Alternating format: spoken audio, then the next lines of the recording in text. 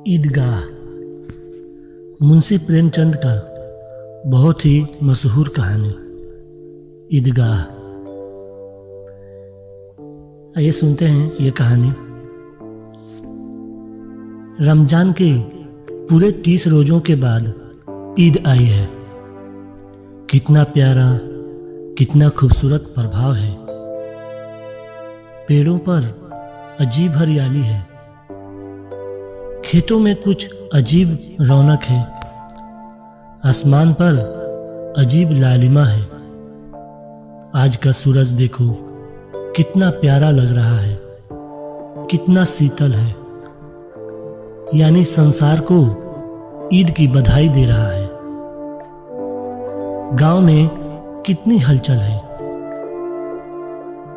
ईदगाह जाने की तैयारियां हो रही है। किसी के कुर्ते में बटन नहीं है, पड़ोस के घर में सुई धागा लेने दौड़ा जा रहा है। किसी के जूते कड़े हो गए हैं, उनमें तेल डालने के लिए तेली के घर भागा जाता है। जल्दी जल्दी बैलों को सानी पानी दे दें। ईदगाह से लौटते लौटते दोपहर हो जाएगी। 3 कोस का पैदल का रास्ता, फिर सैकड़ों आदमियों से मिलना, भेंट करना, दोपहर के पहले लौटना असंभव है। लड़के सबसे ज्यादा खुश हैं। किसी ने 1 रोजा रखा है और वह अभी दोपहर तक ही, किसी ने वह भी नहीं रखा, लेकिन ईदगाह जाने की खुशी उनके हिस्से की चीज है। रोजे बड़े बूढ़ों के लिए होंगे, इनके लिए तो बस ईद है। रोज ईद का नाम रटते थे, आज वह ईद आ गई है। अब जल्दी पड़ी है कि लोग ईदगाह क्यों नहीं चलते। इन्हें गृहस्थी की चिंताओं से क्या प्रयोजन। सेवइयों के लिए दूध और शक्कर घर में है या नहीं, इनकी बला से ये तो सेवइयां खाएंगे। वह क्या जाने कि अब्बा जान क्यों बदहवास चौधरी कायम अली के घर दौड़े जा रहे हैं। उन्हें क्या खबर कि अगर चौधरी आंखें बदल ले तो यह सारी ईद मुहर्रम हो जाए। उनकी अपनी जेबों में तो कुबेर का धन भरा हुआ है। बार बार जेब से अपना खजाना निकाल कर गिनते हैं और खुश होकर फिर रख लेते हैं। महमूद गिनता है 1, 2, 10, 12। उसके पास 12 पैसे हैं। मोहसिन के पास 1, 2, 3, 8, 9, 15 पैसे हैं। इन्हीं अनगिनती पैसों में अनगिनती की चीजें लाएंगे। खिलौने, मिठाइयाँ, बिगुल, गेंद और न जाने क्या क्या। और सबसे ज्यादा खुश है हामिद।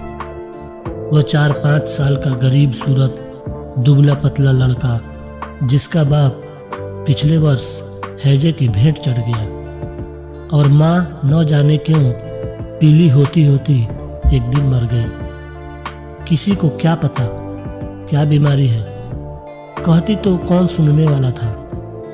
दिल पर जो कुछ बीतती थी वह दिल ही दिल में सहती थी, और जब न बर्दाश्त हुआ तो वह संसार से विदा हो गई।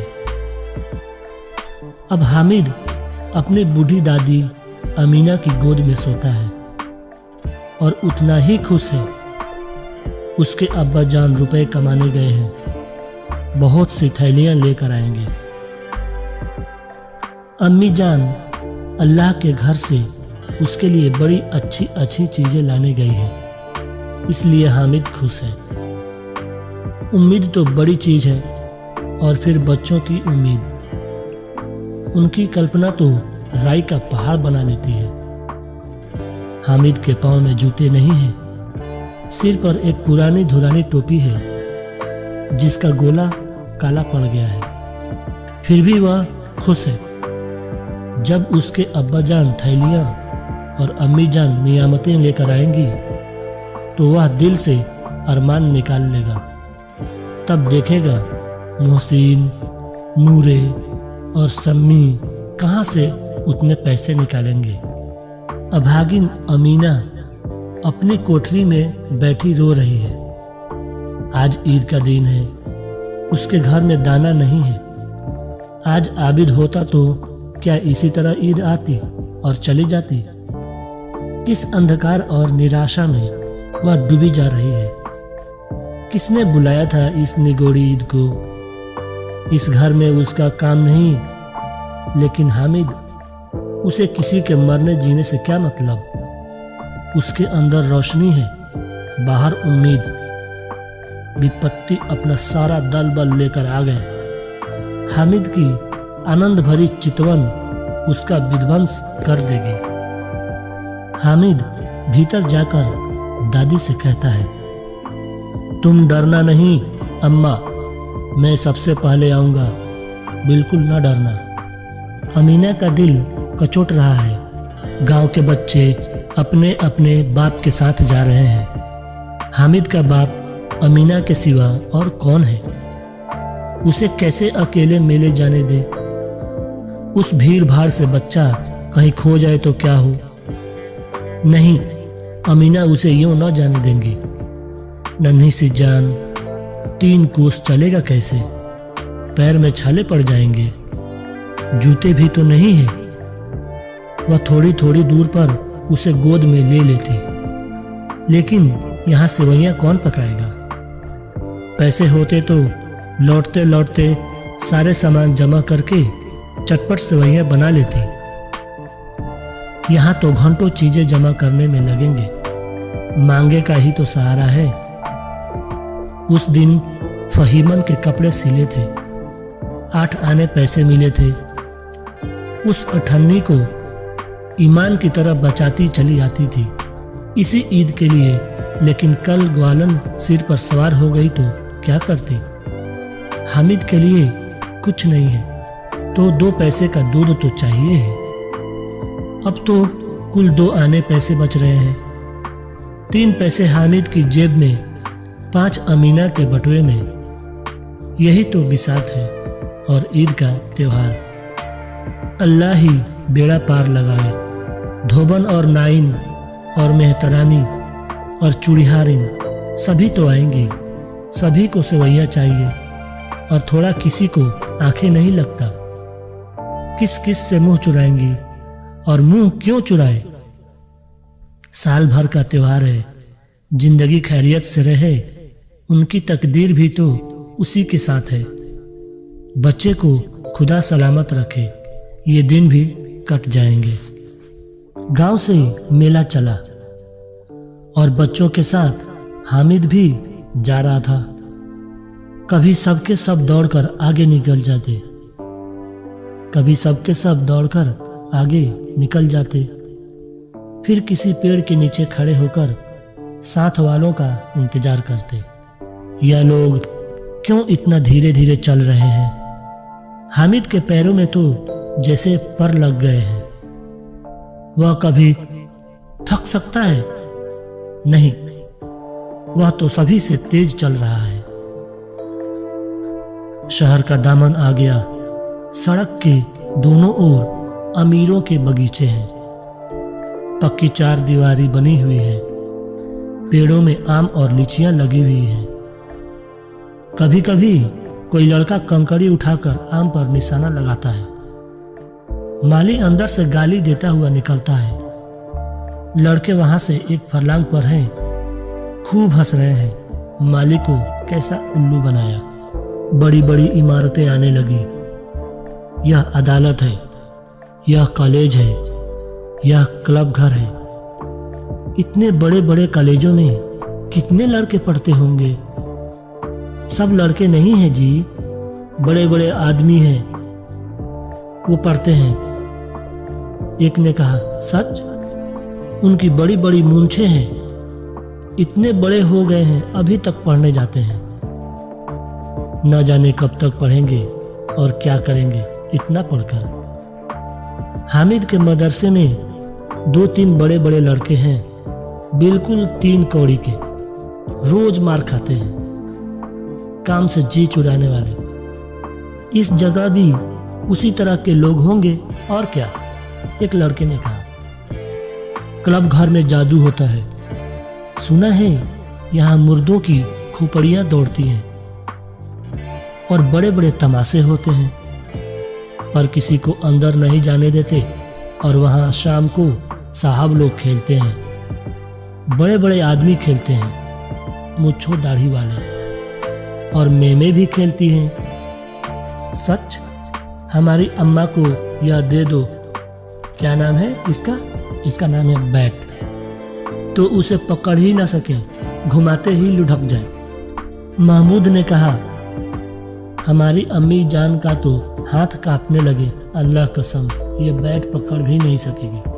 सभी बच्चे आपस में शहर की हालात को देखकर खूब बातें हो रही थी। मोहसिन बोला, चलो, मनो आटा पीस डालती है तुम्हारी माँ, जरा सा बैट पकड़ लेंगी तो हाथ कांपने लगेंगे। सैकड़ों घड़े पानी रोज निकालती है तुम्हारी माँ, 5 घड़े तो तेरी भैंस पी जाती है। किसी मेम को 1 घड़ा पानी भरना पड़े तो आंखों तले अंधेरा आ जाए। महमूद बोलता है, लेकिन दौड़ती तो नहीं है ना, उछल कूद तो नहीं कर सकती मेरी माँ। फिर मोहसिन बोलता है, हाँ उछल कूद तो नहीं कर सकती है, लेकिन उस दिन मेरी गाय खुल गई थी और चौधरी के खेत में जा पड़ी थी। अम्मा इतनी तेज दौड़ी कि मैं उन्हें न पा सका। सच में। इसी तरह बातें करते हुए सभी बच्चे आगे बढ़ते चले गए।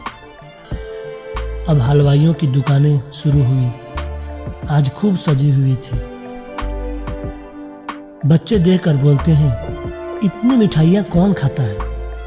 देखो ना, एक एक दुकानों पर मनो मनो मिठाइयाँ हैं। सुना है रात को जिन्नात आकर खरीद ले जाते हैं।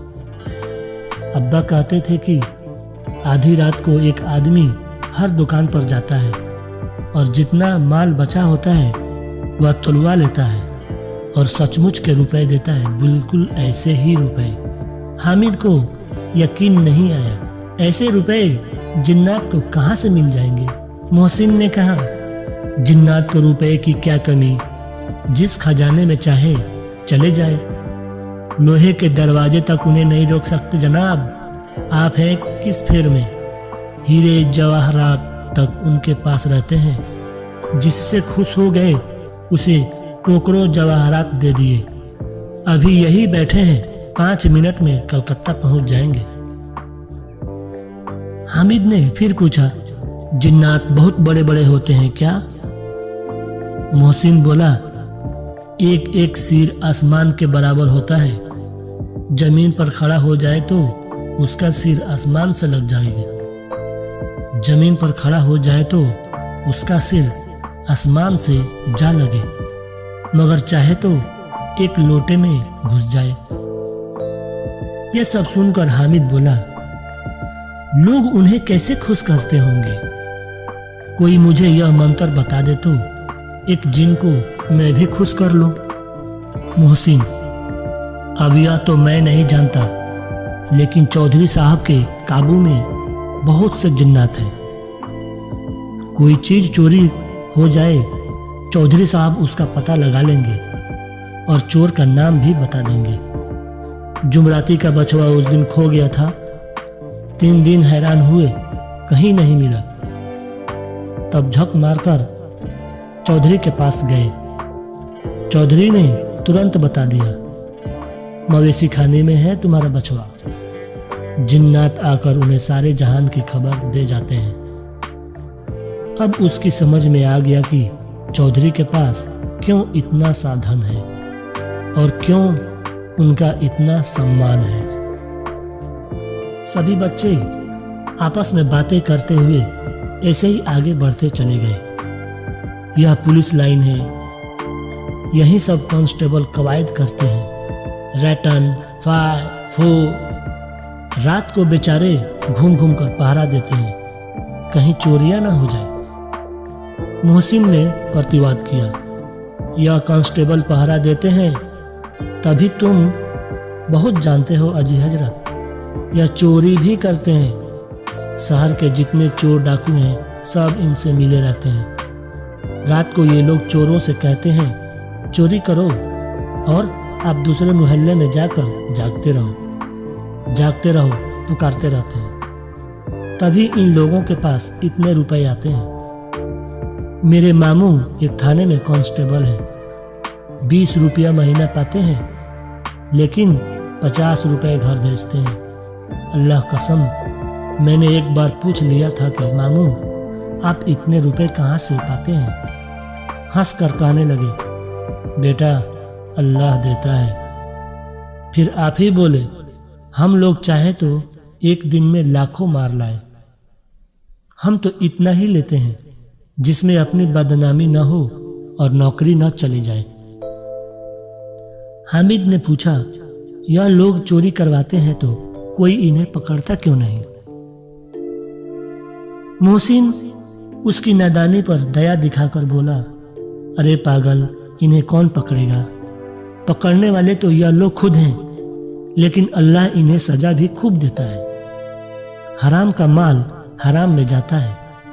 थोड़े ही दिन हुए मामू के घर में आग लग गई, सारी लेई पूंजी जलकर राख हो गई। एक बर्तन तक नहीं बचा। कई दिन पेड़ के नीचे सोए, अल्लाह कसम पेड़ के नीचे सोए। फिर न जाने कहां से 100 कर्ज लाए तो बर्तन भान सब चीज खरीद कर लाए। हामिद, 150 से ज्यादा होते हैं क्या? कहां 50, कहां 100, कहां 50, कहां 100। 50 एक थैली भर होता है, 100 तो 2 थैलियों में भी ना आए। अब बस्ती घनी होने लगी। ईदगाह जाने वालों की टोलियां नजर आने लगी। एक से एक भड़कीले वस्त्र पहने हुए लोग दिखाई देने लगे। कोई इक्के तांगे पर सवार होकर जा रहा है, कोई मोटर पर। सभी इत्र में बसे, सभी के दिलों में खुशी। गांव वालों का यह छोटा सा दल अपनी विपन्नता से बेखबर, संतोष और धैर्य में मगन चला जा रहा था। बच्चों के लिए नगर की सभी चीजें अनोखी थी। जिस चीज की ओर ताकते ही रह जाते थे, और पीछे से बार बार हॉर्न की आवाज होने पर भी न चेतते। हामिद तो मोटर के नीचे जाते जाते बचा। सहसा ईदगाह नजर आई।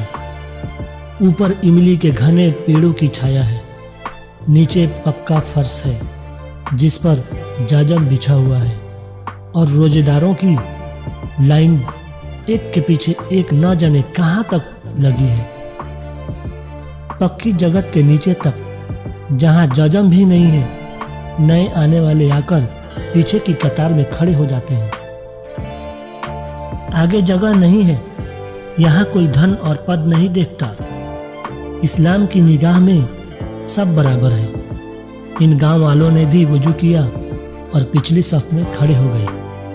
कितना सुंदर संचालन है, कितनी सुंदर व्यवस्था है। लाखों सिर एक साथ सजदे में झुक जाते हैं, फिर सबके सब एक साथ खड़े हो जाते हैं। एक साथ झुकते हैं और एक साथ घुटनों के बल बैठ जाते हैं। कई बार यही क्रिया होती है, जैसे बिजली की लाखों बत्तियां एक साथ रोशन हो और एक साथ बुझ जाएं, और यही क्रम चलता रहता है। कितना खूबसूरत नजारा था, जिसकी सामूहिक क्रियाएं विस्तार और लामहदूद दिलों को श्रद्धा, गर्व और आत्मानंद से भर देती है। मानो बरादरी का एक सूत्र इन समस्त आत्माओं को एक लड़ी में पिरोए हुए है। नमाज खत्म हो गई है। लोग आपस में गले मिल रहे हैं। तब मिठाई और खिलौने की दुकान पर धावा होता है। गांव वालों का यह दल इस विषय में बालकों से कम उत्साही नहीं है। यह देखो, हिंडोला है, 1 पैसा देकर चढ़ जाओ। कभी आसमान पर जाते हुए मालूम होंगे, कभी जमीन पर गिरते हुए। यह चरखी है, लकड़ी के हाथी, घोड़े, ऊंट छड़ों में लटके हुए हैं। 1 पैसा देकर बैठ जाओ और 25 चक्करों का मजा लो। महमूद और मोहसिन और नूरे और सम्मी इन घोड़ों और ऊंटों पर बैठते हैं। हामिद दूर खड़ा है। 3 ही पैसे तो हैं उसके पास। अपने कोष का 1/3 जरा सा चक्कर खाने के लिए नहीं दे सकता है। सब चरखियों से उतरते हैं। अब खिलौने लेंगे। इन दुकानों की कतार लगी हुई है। तरह तरह के खिलौने हैं। सिपाही और गुजरिया, राजा और वकील, भिश्ती और धोबिन और साधु। वाह, कितने सुंदर सुंदर खिलौने हैं। अब बोला ही चाहते हैं। महमूद सिपाही लेता है, खाकी वर्दी और लाल पगड़ी वाला, कंधे पर बंदूक रखे हुए। मालूम होता है अभी अभी कवायद किए चला आ रहा है। मोहसिन को भिश्ती पसंद आया। कमर झुकी हुई है, ऊपर मशक रखे हुए हैं। मस्क का मुंह एक हाथ से पकड़े हुए हैं। कितना खुश है, शायद कोई गीत गा रहा है। बस मशक से पानी उड़ेलना ही चाहता है। नूरे को वकील से प्रेम है। कैसी विद्वता है।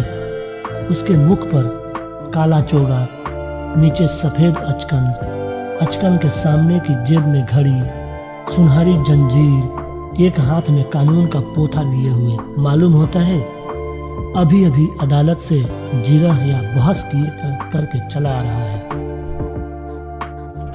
अभी किसी अदालत से जिरह या बहस किए चले आ रहा है।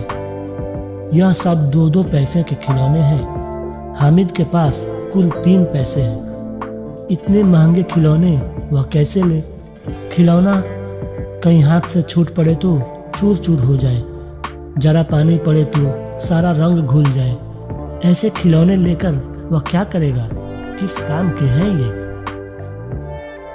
मोहसिन कहता है मेरा भिश्ती रोज पानी दे जाएगा सांझ सवेरे। तो महमूद बोलता है और मेरा सिपाही घर का पहरा देगा, कोई चोर नहीं आएगा। अगर आएगा तो फौरन बंदूक से फायर कर देगा।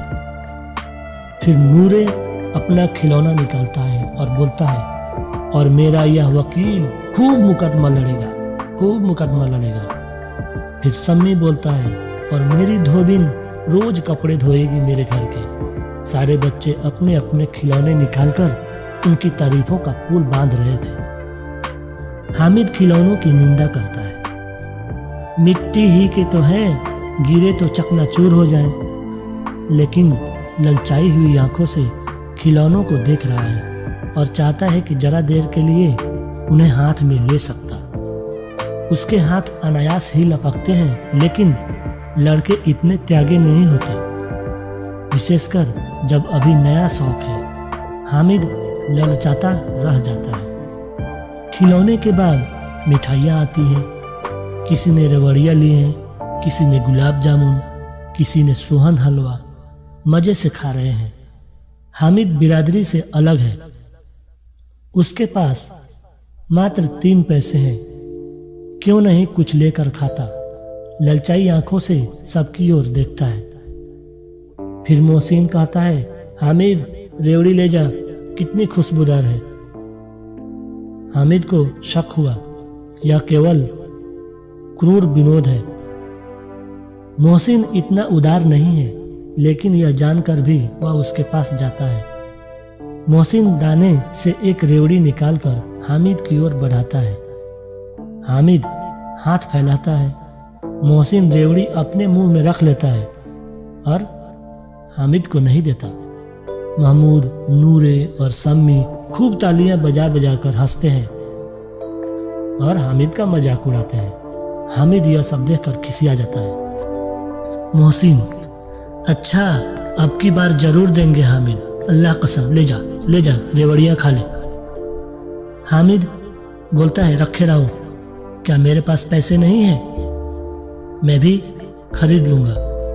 सम्मी बोलता है 3 ही पैसे तो हैं तेरे पास, 3 पैसे में क्या क्या लोगे? फिर महमूद बोलता है हमसे गुलाब जामुन ले जा हामिद। मोहसिन बदमाश है। हामिद बोलता है मिठाई कौन सी बड़ी नेमत है, किताब में इसकी कितनी बुराइयां लिखी हुई है, मिठाई ज्यादा नहीं खानी चाहिए। फिर मोहसिन बोलता है, लेकिन दिल में कह रहे होंगे कि मिले तो खा लें, अपने पैसे क्यों नहीं निकालते। फिर महमूद बोलता है, हम समझते हैं इसकी चालाकी, जब हमारे पैसे खर्च हो जाएंगे तो हमें ललचा ललचा कर खाएगा ये बंदा। मिठाइयों के बाद कुछ दुकानें लोहे की चीज़ों की, कुछ गिलट और कुछ नकली गहनों की दिखाई देती है। लड़कों के लिए यहाँ कोई आकर्षण नहीं था, वे सब आगे बढ़ जाते हैं। हामिद लोहे की दुकान पर रुक जाता है। कई चिमटे रखे हुए थे। उसे ख्याल आया, दादी के पास चिमटा नहीं है। तवे से रोटियां उतारती है तो हाथ जल जाता है। अगर वह चिमटा लेकर दादी को दे दे तो वह कितना खुश होंगी। फिर उनकी उंगलियां कभी नहीं जलेंगी। घर में एक काम की चीज हो जाएगी। खिलौने से क्या फायदा, बेकार में पैसे खराब होते हैं। जरा देर ही तो खुशी होती है, फिर तो खिलौने का कोई आंख उठाकर देखने वाला नहीं। यह तो घर पहुंचते पहुंचते टूट फूट कर बराबर हो जाएंगे। या छोटे छोटे बच्चे जो मेले नहीं आए हैं जिद करके ले लेंगे और तोड़ डालेंगे। चिमटा कितने काम की चीज है। रोटियां तवे से उतार लो, चूल्हे में सेक लो। कोई आग मांगने आए तो चटपट चूल्हे से आग निकालकर उसे दे दो।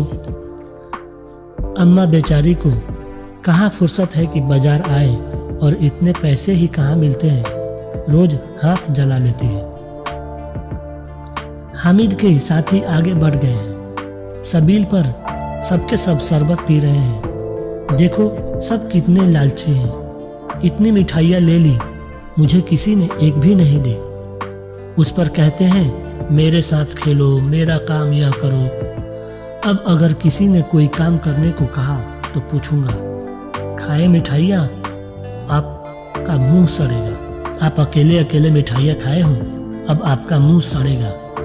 फोड़े फुंसियाँ निकलेंगी, आपकी जबान चटोरी हो जाएगी। तब घर से पैसे चुराएंगे और मार खाएंगे। किताब में झूठी बातें थोड़े ही लिखी है, मेरी जबान क्यों खराब होगी।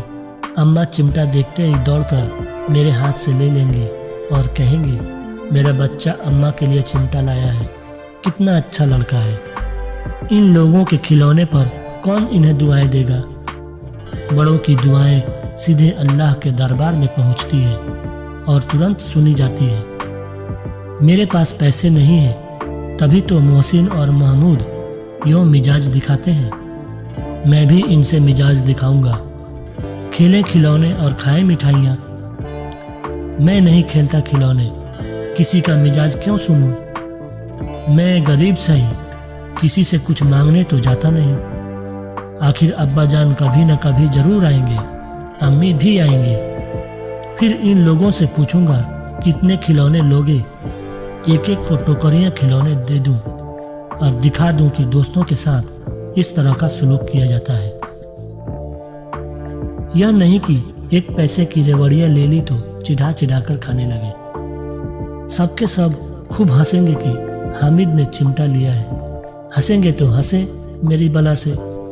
उसने दुकानदार से पूछा, यह चिमटा कितने का है। दुकानदार ने उसकी ओर देखा और कोई आदमी साथ न देखकर कहा, बच्चा यह चिमटा तुम्हारे काम का नहीं है जी। फिर हामिद ने कहा, बिकाऊ है कि नहीं।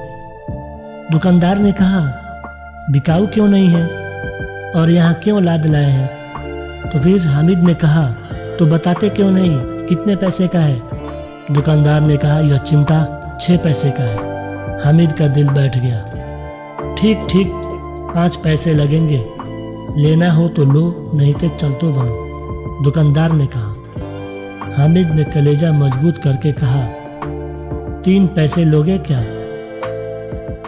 यह कहता हुआ वह आगे बढ़ गया कि दुकानदार की घुड़कियां न सुने। लेकिन दुकानदार ने घुड़कियां नहीं दी, बुलाकर उसको चिमटा दे दिया। हामिद ने उसे इस तरह कंधे पर रखा मानो बंदूक है और शान से अकड़ता हुआ चिमटा लेकर अपने साथियों के पास आया। जरा सुने सबके सब क्या मेरी शिकायत करते हैं। मोहसिन ने हंसकर कहा, यह चिमटा क्यों लाए पगले, इसे क्या करेगा तुम। हामिद ने चिमटे को जमीन पर पटक कर कहा, जरा अपनी भिस्ती जमीन पर गिरा दो, सारी पसलियां चूर चूर ना हो जाए तो बच्चू कहना तुम। महमूद बोला, तो यह चिमटा कोई खिलौना है? हामिद ने कहा, खिलौना क्यों नहीं है? अभी इस चिमटे को कंधे पर रखा तो बंदूक हो गई, हाथ में ले लिया फकीरों का चिमटा हो गया। चाहूं तो इससे मजीरे का काम ले सकता हूँ। एक चिमटा जमा दूं तो तुम लोगों के सारे खिलौने की जान निकल जाए। तुम्हारे खिलौने कितने ही कमजोर हैं, तुम्हारे खिलौने कितना ही जोर लगाए, मेरे चिमटे का बाल बांका भी नहीं कर सकते। मेरा बहादुर शेर है चिमटा। सम्मी ने खंजरी ली थी, प्रभावित होकर बोला, मेरी खंजरी से बदलोगे? 2 आने की है। हामिद ने खंजरी की ओर उपेक्षा की नजरों से देखा। फिर चिमटा चाहे तो तुम्हारी खंजरी के फाड़ डाले। हामिद ने खंजरी की ओर उपेक्षा से देखा। मेरा चिमटा चाहे तो तुम्हारी खंजरी का पेट फाड़ डाले। बस एक चमड़े की झिल्ली लगा दी, ढप ढप बोलने लगी। जरा सा पानी लग जाए तो खत्म हो जाए। मेरा बहादुर चिमटा आग में, पानी में, आंधी में, तूफान में बराबर डट कर खड़ा रहेगा। चिमटे ने सभी को मोहित कर लिया। अब पैसे किसके पास धरे हैं? फिर मेले से दूर निकल आए हैं। 9 कब के बज गए, धूप तेज हो रही है, घर पहुंचने की जल्दी हो रही है। बाप से जिद भी करें तो चिमटा नहीं मिल सकता। हामिद है बड़ा चालाक, इसलिए बदमाश ने अपने पैसे बचा रखे थे। अब बालकों के 2 दल हो गए हैं। मोहसिन, महमूद, सम्मी और नूरे एक तरफ है, हामिद अकेला दूसरी तरफ। शस्त्रास्त्र हो रहा है। सम्मी तो विधर्मी हो गया, दूसरे पक्ष से जा मिला, लेकिन मोहसिन, महमूद और नूरे भी हामिद से 1-1, 2-2 साल बड़े होने पर भी हामिद के आघातों से आतंकित हो उठे हैं। महमूद और नूरे भी हामिद से 1-1, 2-2 साल बड़े होने पर भी हामिद के आघातों से आतंकित हो उठे हैं। उसके पास न्याय का बल है और नीति की शक्ति। एक ओर मिट्टी है, दूसरी ओर लोहा, जो इस वक्त अपने को फौलाद कह रहा है। वह अजय है, घातक है। अगर कोई शेर आ जाए तो मियाँ भिस्ती के छक्के छूट जाएं। मियाँ सिपाही मिट्टी की बंदूक छोड़कर भागे। वकील साहब की नानी याद आ जाए, चोगे में मुंह छिपाकर जमीन पर लेट जाए। मगर यह चिमटा, यह बहादुर रुस्तमे हिंद लपक कर शेर की गर्दन पर सवार हो जाएगा और उसकी आंखें निकाल लेगा। यह चिमटा नहीं, यह रुस्तमे हिंद है, यह बहादुर है, यह शेर है। मोहसिन ने एड़ी चोटी का जोर लगाकर कहा, अच्छा, पानी तो नहीं भर सकता है तुम्हारा चिमटा?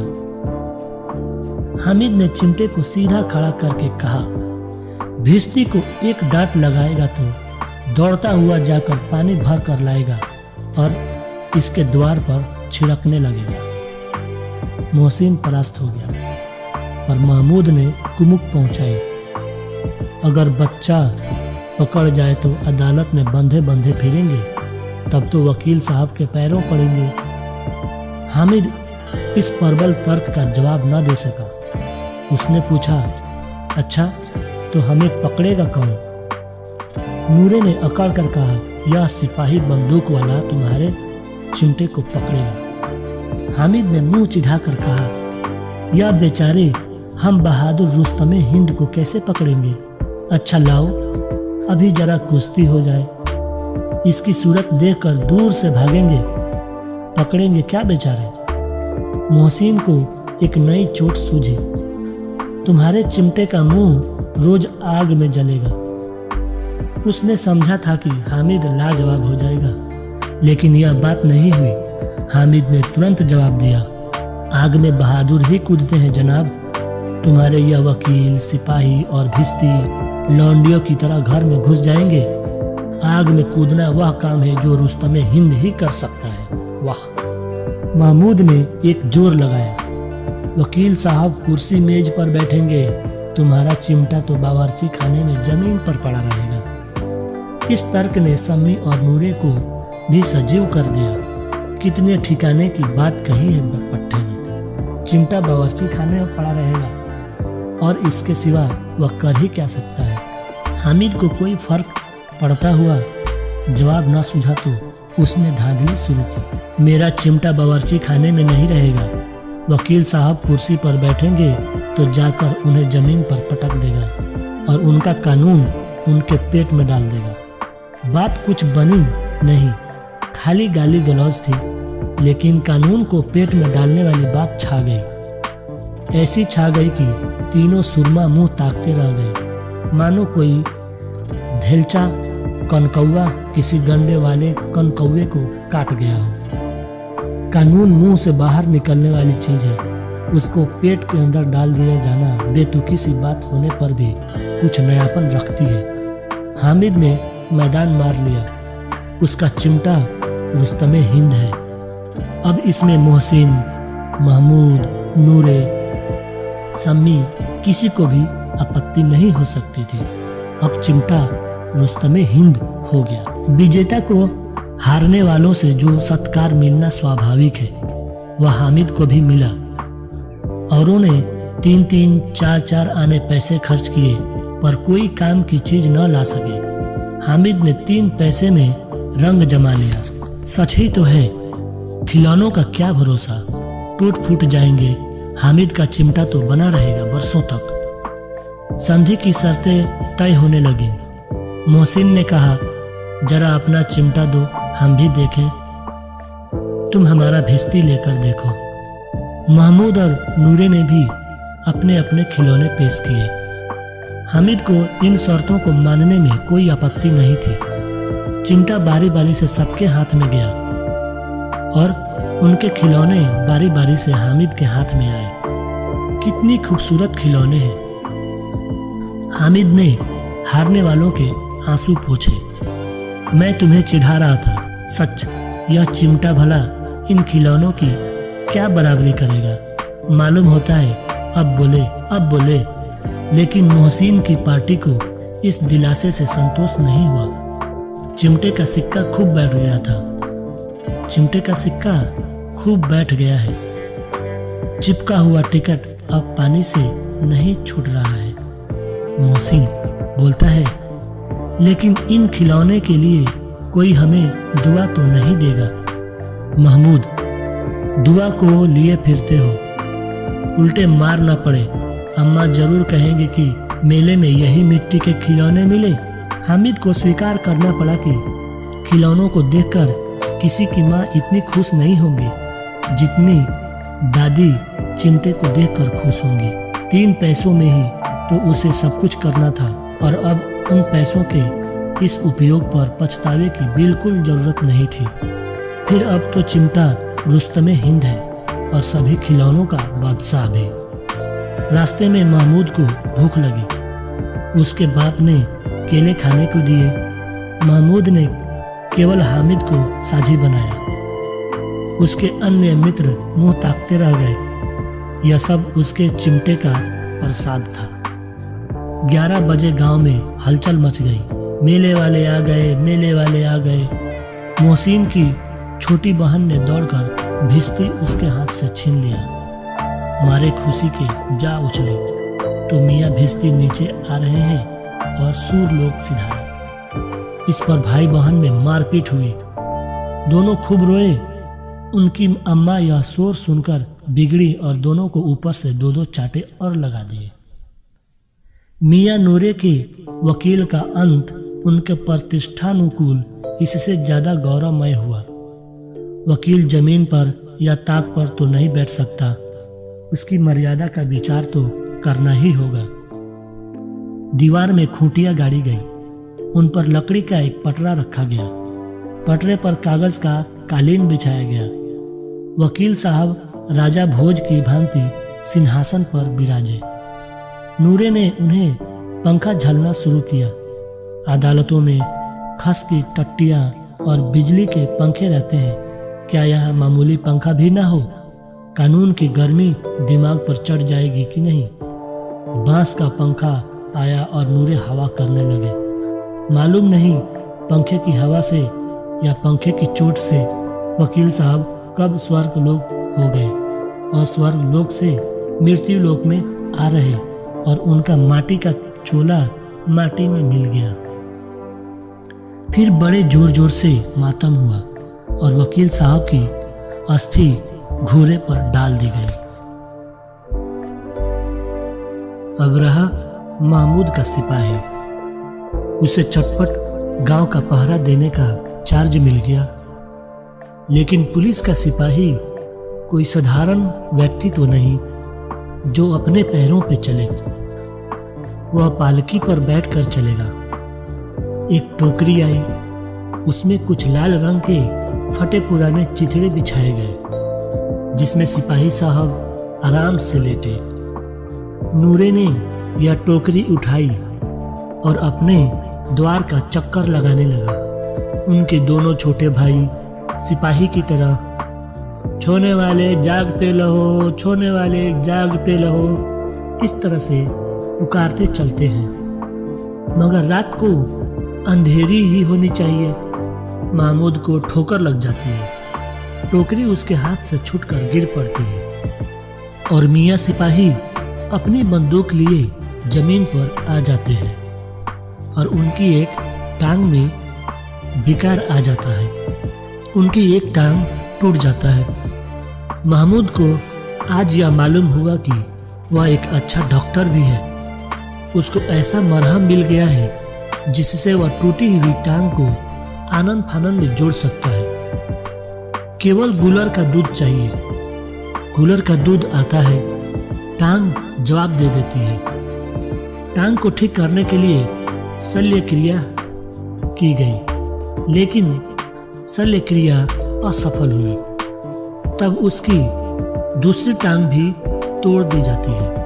अब कम से कम एक जगह आराम से बैठ तो सकता है। एक टांग से तो चल ना सकता था, न बैठ भी सकता था। अब वह सिपाही सन्यासी हो गया है। अपनी जगह पर बैठा बैठा पहरा देता है। कभी कभी देवता भी बन जाता है। उसके सिर का झालरदार साफा खुरच दिया गया है। अब उसका जितना रूपांतर चाहो कर सकते हो। कभी कभी तो उससे बाट का भी काम लिया जाता है। अब मियाँ हामिद का हाल सुनिए। अमीना उसकी आवाज सुनते ही दौड़ी और उसे गोद में उठाकर प्यार करने लगी। सहसा उसके हाथ में चिमटा देखकर वह चौंक गई। अमीना चिमटा देखते ही उसको पूछी, यह चिमटा कहाँ था? कहाँ से लेकर आया तुम? बच्चे ने बोला, मैंने इसे बाजार से खरीद कर लाया। अमीना बोली, कितने पैसे में तुम इसे खरीद कर लाए? तो फिर बच्चे ने जवाब दिया, उसने यह चिमटा 3 पैसे में खरीद कर लाया है। अमीना ने छाती पीट ली। यह कैसा बेसमझ लड़का है कि दोपहर हो गया, कुछ भी खाया पिया नहीं। लाया क्या? यह चिमटा। सारे मेले में तुझे सिर्फ यही चिमटा दिखाई दिया और दूसरा कोई भी चीज दिखाई नहीं दिया जो यह लोहे का चिमटा उठाकर लाया। हामिद ने अपराधी भाव से कहा, तुम्हारी उंगलियां तवे से जल जाती थी, इसलिए मैंने यह चिमटा लेकर आया। बुढ़िया का गुस्सा तुरंत मोहब्बत में बदल गया। और मोहब्बत भी वह नहीं जो प्रगल्भ होता है और अपनी सारी कसक शब्दों में बिखेर देता है।